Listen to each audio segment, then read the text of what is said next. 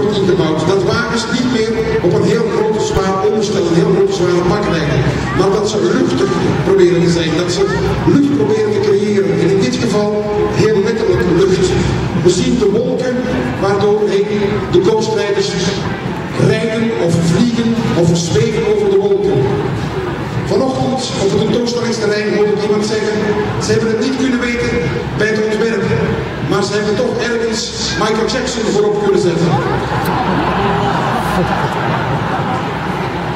Ik hoop dat het hem daar goed gaat.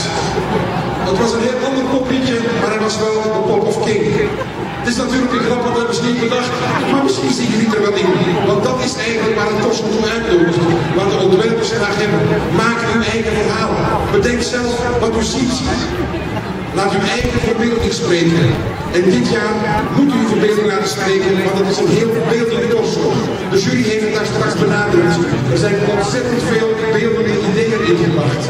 Het was moeilijk voor de jury dit jaar. Maar goed, wat hebben ze aan de Ghost Riders van Stuyvesant gegeven, Tom? De vakjury gaf Stuyvesant 505 punten. En dat is goed voor een 13e plaats. Een 13e plaats voor Ghost Riders van Stuyvesant. 505 punten. En uw applaus graag voor Stuyvesant.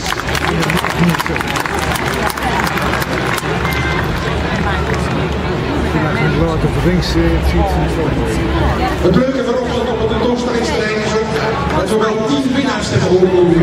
En daarmee ook 10 tweede plaatsen, 10 derde plaatsen, 10 vierde plaatsen. Ja.